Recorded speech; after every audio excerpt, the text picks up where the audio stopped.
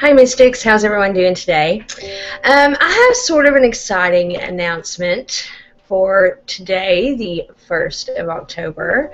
I'm going to be doing Vlogtober, so it shall be interesting, and I might be bashing my head in the wall later for doing this, but I'm going to do 31 days of everyday witchcraft.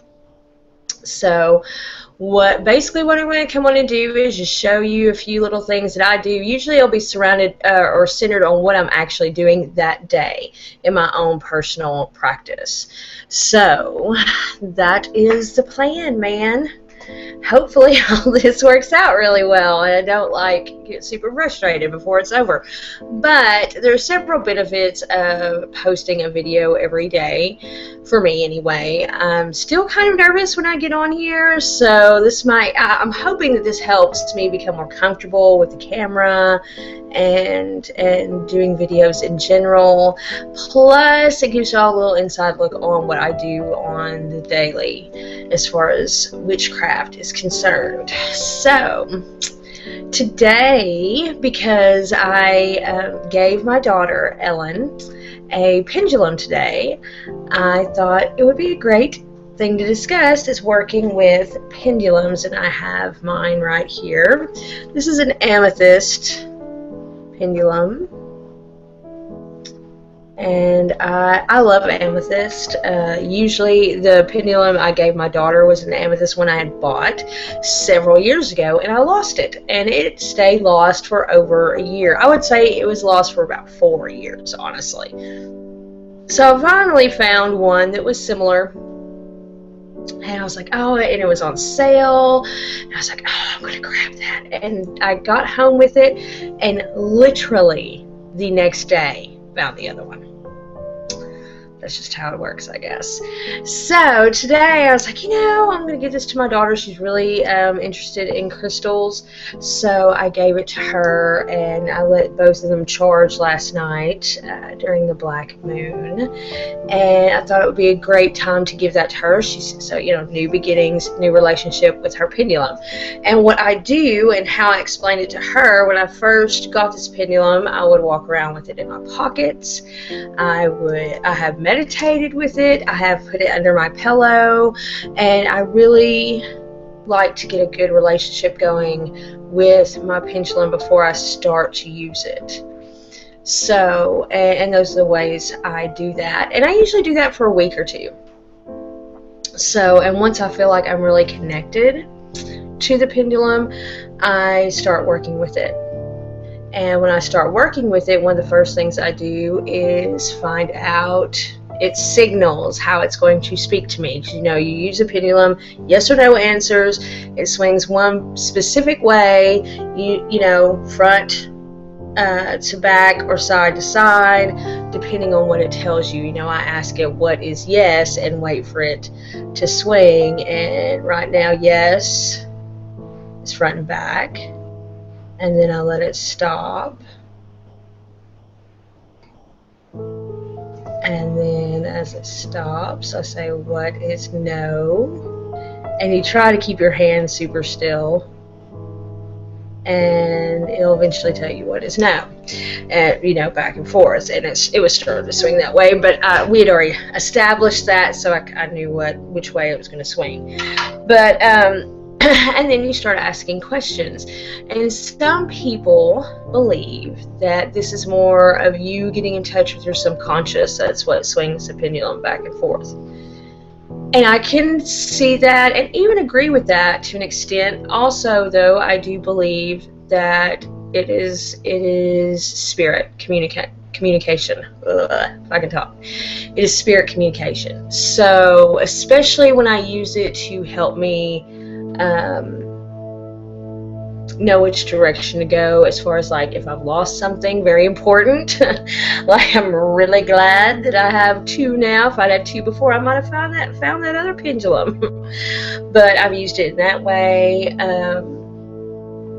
But mostly I use it for yes and no answers to questions. And you can find pendulum boards, honestly, at some point I would really like to make my own, because I used to do a lot of wood burning ages upon ages upon ages ago.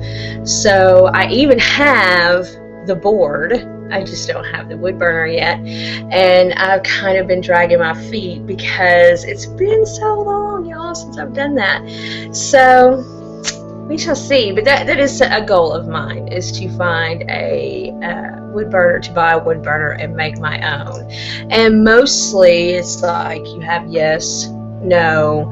There might be some people put maybe, and you can really design your pendulum board just about any way you want. I like to keep it very simple, so I usually just yes, no, maybe, and go with that. But there are elaborate ones and then not so elaborate ones, so it's really up to you and how you want to use your pendulum. But that is what I do with mine. And it's a lot of fun. We've been kind of playing around with them today, and it's been interesting. So there's a very palatable and interesting energy in the air since last night's black moon. I don't know if any of y'all have noticed that, but it has, as much as it is new beginnings and really letting go of things that hold you back. To me, it's very. And it could be because it's October and the veil is thinning, but there's a lot of spiritual activity associated with the energy in the air today for me. So today was a great day to talk about and learn about pendulums and use those. So if you do have a pendulum, y'all, they're really easy to find. Most of them are fairly cheap. You can find them online. If you have a metaphysical store in your town, you can find some there.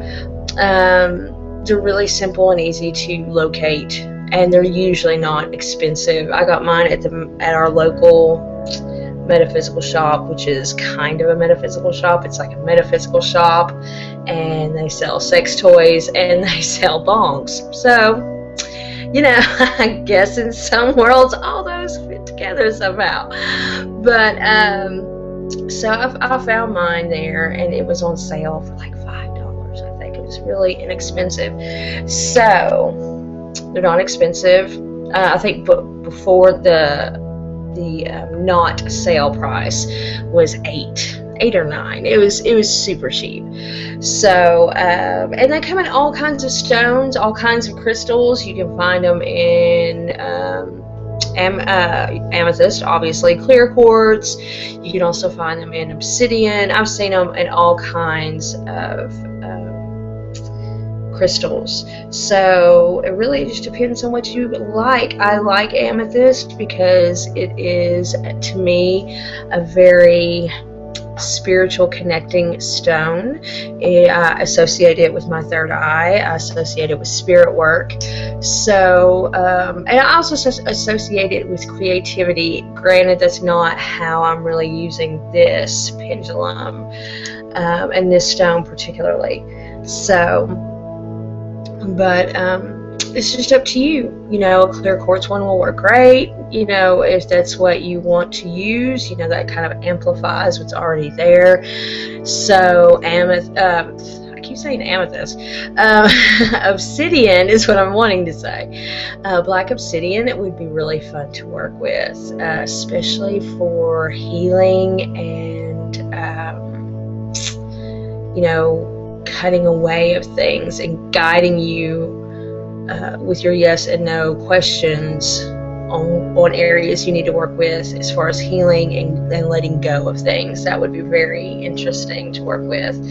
So yeah, y'all, that's pendulums. I'm kind of trying to keep these kind of short, 10 to 15 minutes, because I am going to be posting one every day. So I hope you enjoyed the little how-to instructional there. If you have any questions or comments, please post them in the comment section below the video. I would be really happy to hear from you. If you have any ideas on things to talk about in these 31 friggin' days, please share, because I could always use the ideas. So thanks for watching, guys, and y'all have a fabulous October. Bye.